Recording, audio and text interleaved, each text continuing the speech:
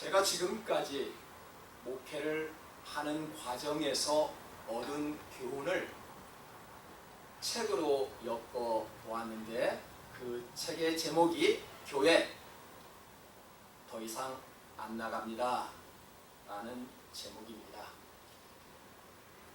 성도들에게 있어서 가장 큰 무기지요. 나 교회 안 나갑니다. 저는 이런 소리를 여러 번 들어보았습니다. 우리가 목회를 통해서 얻은 6가지의 결론을 저는 다음과 같이 정리해 보았습니다. 첫째, 성도라는 것을 잊지 말라. 둘째, 교회를 우습게 보지 말라. 셋째, 목회자와 대적하지 말라. 네 번째는 예배를 소중히 여겨라. 다섯 번째, 교회를 통해 복을 받아라. 마지막으로 하나님만 바라보라. 저는 지금까지 목회를 통하여 6가지의 결론을 내렸습니다. 첫 번째로, 우리가 성도라는 것을 잊지 말아야 합니다. 우리가 누구입니까? 하나님께서 택하신 세상과 구별된 성도라고 불러주셨습니다. 성도 여러분,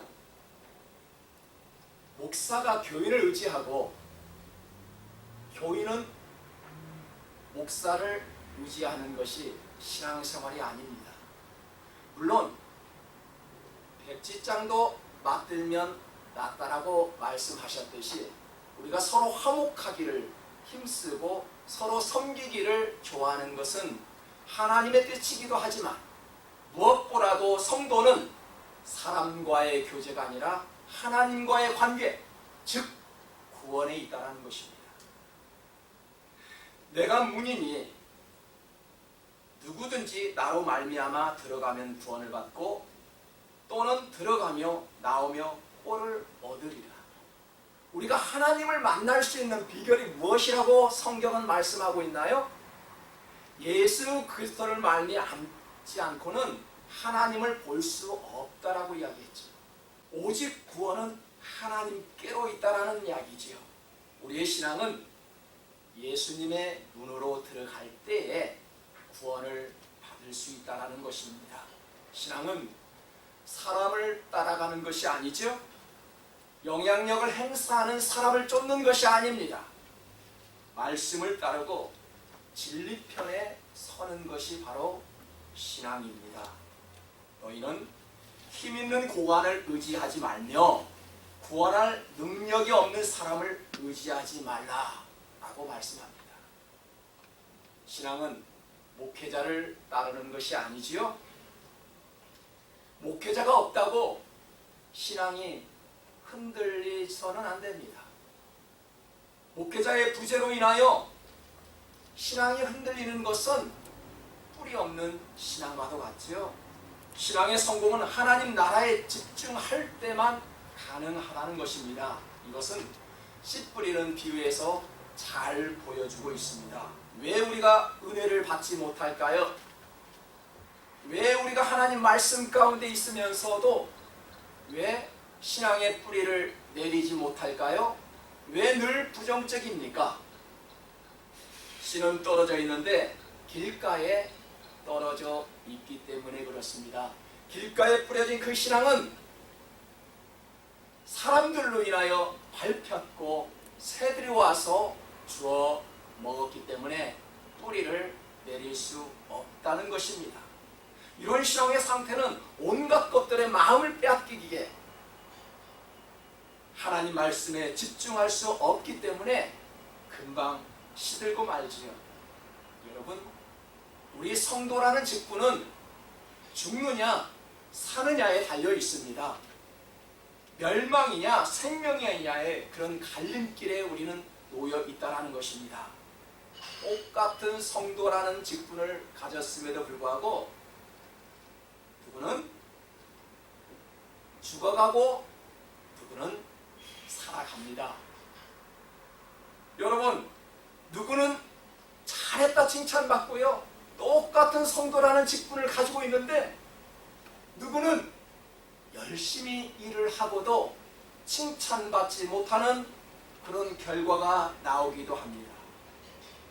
교회는 섬기는 일꾼도 필요하지요.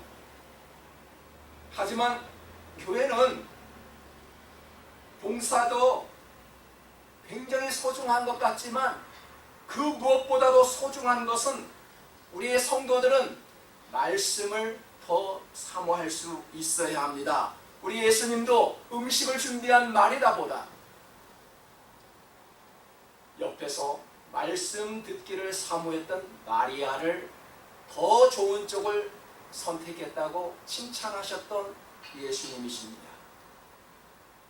선교도 주방 봉사도 해야 되지만 우리가 교육도 전도도 열심을 내어 해야 되겠지만 그보다도 더 소중한 것은 말씀입니다. 목사는 양의 마음을 알고 양을 부지런히 돌보는 목동이다 라고 성경은 기록합니다. 성경에서 우리 성도들을 양으로 비유하고 있지요. 양은 5m의 앞을 보지 못한다고 합니다. 우리가 그렇죠. 우리는 눈이 어두워서 제 갈 길로 마음대로 갑니다. 우리는 다 양 같아서 그렇게 행하여 각기 제가 갈 길로 갔다 라고 말씀을 합니다. 인간은 자기의 성격과 자기의 고집대로 움직이지요. 질서와 규칙보다는 자기의 성품대로 움직여가는 것입니다. 왜요? 우리의 눈이 어둡기 때문에 그렇습니다. 세상의 기준과 자기 기준을 정해놓고 살아가는 것이 우리들의 마음입니다. 그러나 여러분, 우리는 하나님을 믿는 성도들이지요.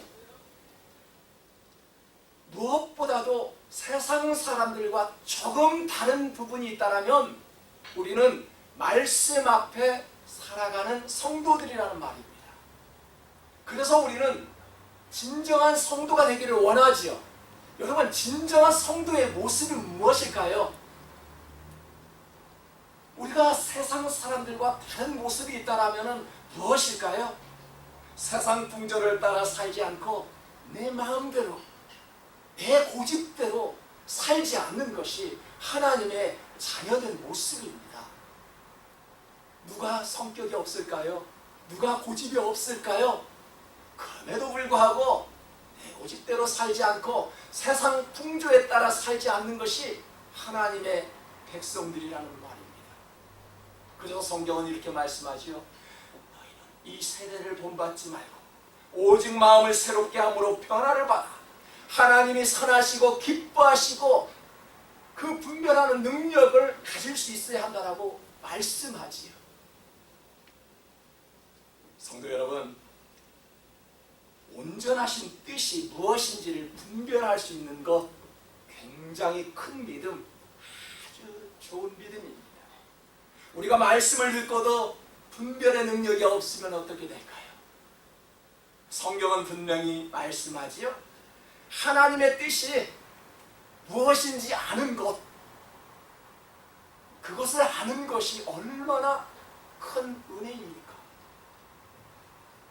하나님의 자녀라면 우리는 말씀 중심으로 살아가야 합니다. 참된 양은 타인의 음성을 듣지 않습니다. 자기 주인의 목소리를 듣고 따라가지요. 영리한 개는 자기 주인이 주지 않는 음식은 먹지 않습니다. 자기 주인이 주는 음식만 먹지요. 얼마나 똑똑한 동물입니까? 우리 사람들도요, 특히 우리 성도들은 세상에서 주는 그 음식이 아니라 하나님께서 주신 그 말씀으로 살아간다라고 우리는 고백하지요. 진정한 성도는 목자의 음성만 듣고 따라간다는 것입니다. 목회자를 따르라는 말이 아닙니다. 성도는 설교자가 전하는 하나님의 말씀을 듣고 순종하는 모습 가운데 살아가는 것이 진정한 성도라는 자세라는 것이죠. 그러므로 우리는 교회를 우습게 보지 말아요. 많은 성도들이 교회를 얼마나 우습게 보는지 모릅니다. 작으면 작다고 우습게 보고요.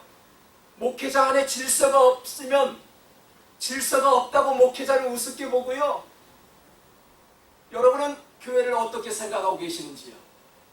여러분, 교회는 우리가 나와서 내 사업이 잘 되게 해달라고 비는 장소가 아니지요. 우리 가정이 잘 되기를 위해서 비는 장소가 교회가 아니지요. 성도는 주님의 영광을 위해서 교회의 질서를 따라야 하고 교회 규칙에 따라야 하는 것이 성도의 자세입니다. 목자는 성도를 바르게 인도하고 보호할 수 있는 사람이 되어야 하겠죠. 그래서 목회자와 성도 간의 관계는 신뢰가 있어야 합니다. 신뢰가 없으면 어떻게 우리가 신앙생활을 할 수 있을까요? 성도 여러분, 성도가 제멋대로 갈 때 놔두는 것은 목회자의 자세가 아니지요. 무책임한 것입니다. 성경은 예수님을 신랑으로, 성도를 신부로, 예수님을 포도나무로, 그리고 성도를 그의 가지로 표현하고 있습니다. 그리고 예수님을 교회의 몸이라고 표현하였습니다. 교회를 가볍게 보지 말아야 합니다. 여러분, 교회를 가볍게 보는 것은 예수님을 무시하는 것이지요. 그의 몸이라고 하였으니 무시하는 것입니다. 교회가 그의 몸이래요. 예수님의 몸이래요. 성도는 교회에 속한 동시에 양무리의 본이 되어야 합니다. 여러분은 신앙생활을 하면서 그 양무리의 본이 되고 계십니까? 성경은 분명히 말씀합니다. 나 한 사람은 예수 그리스도의 몸에 속해 있으니 나는 그 양무리의 본이 되어야 한다라고 말입니다. 교회의 머리 되신 주님과 상관이 없다면 더 이상 구원과 멀어지게 되겠지요. 구원받을 수 있는 성도라고 말할 수 없지요. 더 나아가 우리는 성도인 동시에 교회입니다. 너희가 하나님의 성전인 것과 하나님의 성령이 너희 안에 계시는 것을 알지 못하느냐? 이처럼 나 자신은 교회랍니다. 내가 교회래요. 여러분, 자신을 업신여기거나 아프게 하는 사람 없죠? 물론 자신의 몸을 상해를 입히는 그런 사람도 있습니다. 담뱃불로 지지고 날카로운 것으로 자신의 몸을 긋고 자신의 몸에 이상한 문신을 하고 그런 사람들 간혹가다 있지만 모든 사람들이 자신을 아프게 하는 사람은 없습니다. 이처럼 나란 교회를 아프게 해서는 안 됩니다. 그리스도의 몸된 이 교회를 아프게 해서는 안 됩니다. 때로는 가는 곳마다 아프게 하는 사람들이 있습니다. 만나는 사람들마다 상처를 주고 관계가 비틀어지는 그런 사람도 있습니다. 모일 때마다 구부러지는 말로 공동체를 흐트러지는 그런 사람도 있습니다. 교회는 다양한 사람들이 모이는 장소이지요. 선한 사람들만 모이면 얼마나 좋을까요? 선한 목자만 있으면 얼마나 좋을까요? 선한 양들만 모이고 선한 목자만 있는 것이 아닙니다. 그래서 분별하는 지혜를 가져야 한다는 것입니다. 우리는 한 지체로서 예수 그리스도를 믿어 주님께서 가르쳐 주신 그 신앙 고백을 하는 자들의 모임이지요. 그래서 우리는 날마다 같은 신앙 고백을 합니다. 매 주일마다 모일 때마다 신앙 고백을 합니다. 성경은 마지막 때가 가까울수록 우리에게 당부하신 말씀이 있지요. 무엇일까요? 주님께서 마지막 기도 생각나십니까? 하나 되기를 힘써라. 우리에게 당부하신 말씀입니다. 서로 사랑하라. 이것이 우리 주님께서 마지막 때에 당부하고 있는 말씀입니다. 여러분, 하나님께서는 우리 각자에게 은사를 주셨죠? 어떤 분에게는 물질을 주셨습니다. 어떤 분에게는 기도로, 어떤 분에게는 따스한 말로 섬길 수 있을 때 마음껏 섬기라고 우리에게 그러한 은사를 주셨습니다. 우리 담임 목사님들의 직분을 한번 볼까요? 많은 목사님, 특히 담임을 하고 계시는 목사님들의 직분은 아마도 교회를 위해 목숨을 건 직분이 아닐까라고 생각합니다. 제가 얼마 전에 이런 말씀을 드렸습니다. 교회를 위해서는 가정의 일도 멀리 하였고, 성도들을 위해서라면 사랑하는 아내도 멀리 하였고, 우리 청년들을 위해서라면 내 자식도 멀리 하였습니다. 이것이 저만일까요? 많은 목회자들의 기본적인 목회자 상일 것이 분명합니다. 오늘 11절에 보니까 선한 목자는 양들을 위해 목숨을 버린다는 데에 대해서 절대 공감합니다.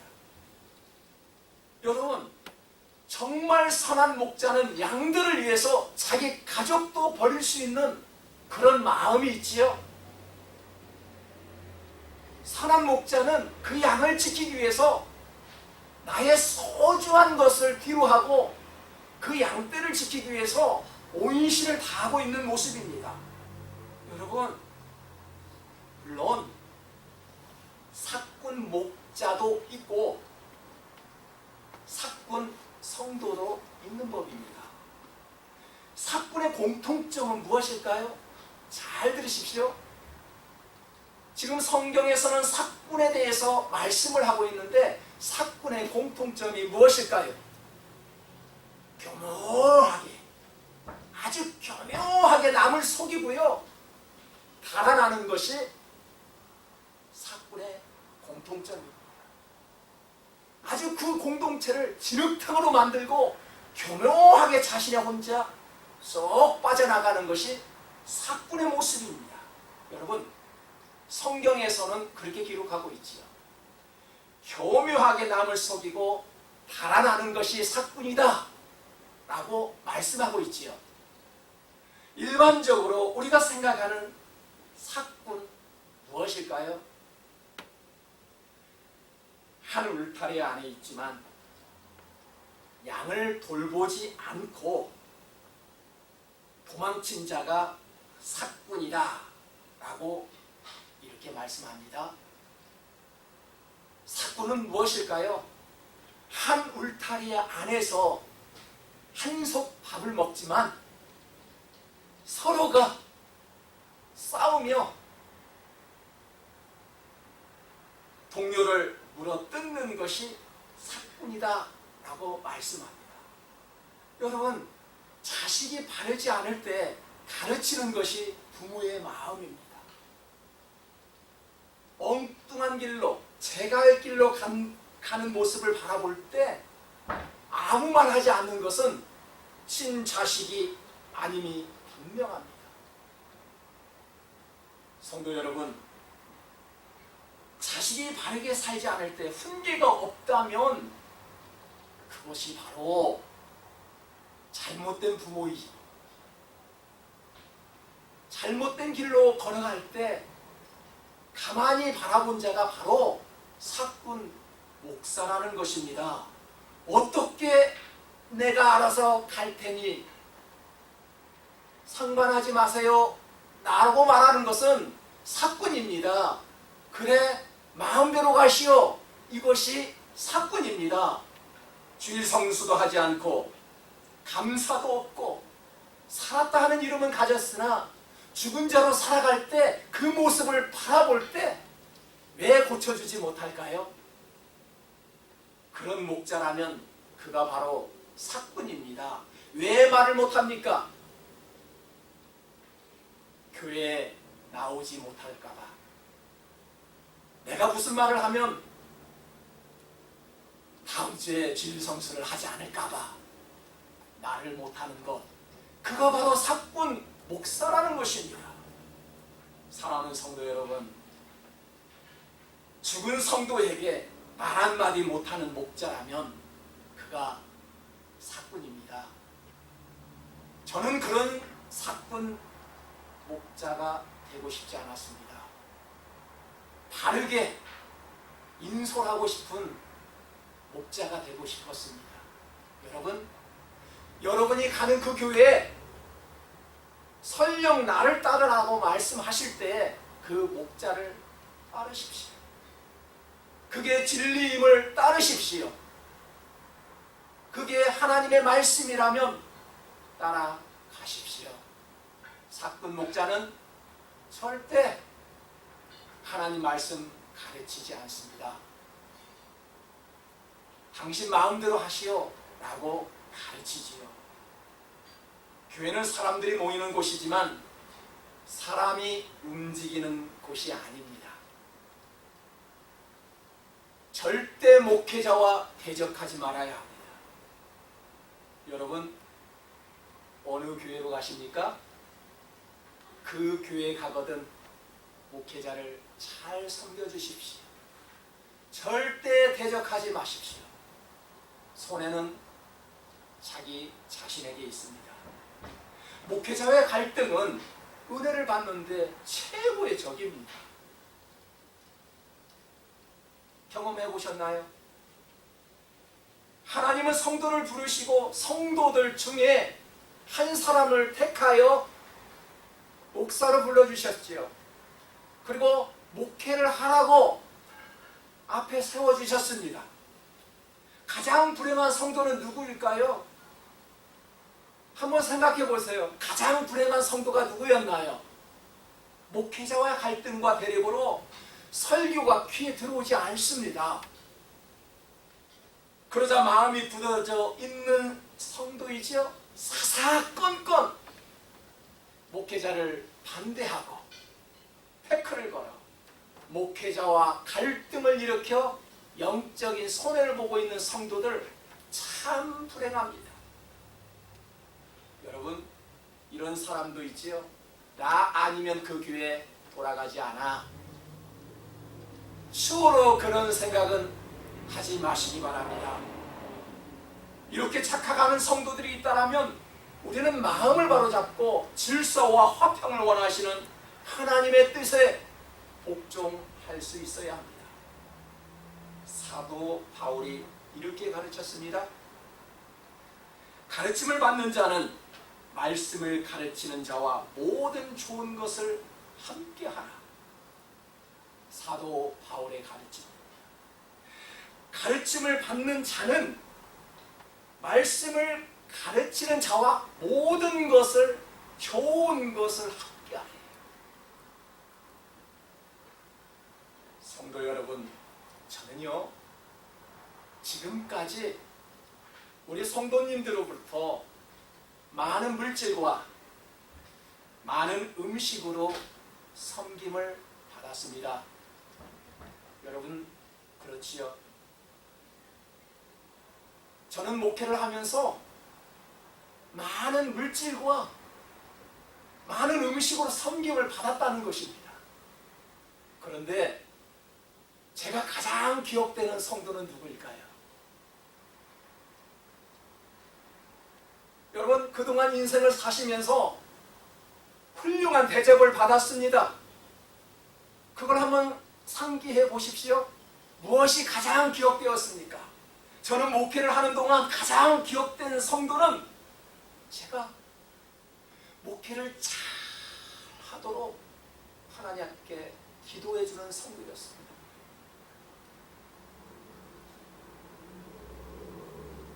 작은 교회를 한다고 세상에 나아가 어느 부흥 집회 한번 불러주지 않은 그런 목사를 가장 소중하다고 존경해주는 그런 성도였습니다. 제가 가장 기억되는 성도는 딴지 피우지 않고요, 목회자가 전하는 말씀에 집중하는 성도였습니다. 여러분, 우리는 음식으로 사는 인간들이 아니지요. 그런 얄팍한 사람들이 아닙니다. 우리는 하나님의 말씀을 먹고 살아가는 존재이지요. 그 많은 것을, 그 고급스러운 음식을 대접받았다고 고맙다고요? 고맙지요. 하지만 우리는 영이기 때문에, 하나님의 영으로 지으심을 받은 인간이기에 우리의 고마움은 하나님 말씀에 있다라는 것이죠. 그래서 저는 잊지 못합니다. 저를 위해서 기도해주고, 저를 존중해주고, 제가 준비한 하나님의 말씀을 귀담아 들어주는 성도 절대 잊지 못합니다. 여러분, 다른 교회 가시거든 꼭 그렇게 하십시오. 밥 한 그릇 잘 대접하는 것보다 그 한 시간 말씀을 잘 듣고 내가 변화될 때 우리 목사님도 기쁘고 내 가족도 기쁘고 우리 하나님께서 기뻐하시지 않겠습니까? 주님의 이름으로 부탁드립니다. 말씀을 잘 들어주는 그런 성도 되시기를 주님의 이름으로 축복합니다. 사랑하는 성도 여러분, 목회자와 대립하여 자신의 영혼까지 망치는 그런 미련한 성도는 되지 말아야 합니다. 선한 목자는 양들을 위해 목숨을 버린다고 하였습니다. 정말 여러분, 우리가 이것을 잊지 마십시오. 교회를 이끄시는 분은 예수님이십니다. 사람을 따르지 마시고 진리의 말씀을 쫓는 복된 성도들 되시기를 주님의 이름으로 축복합니다.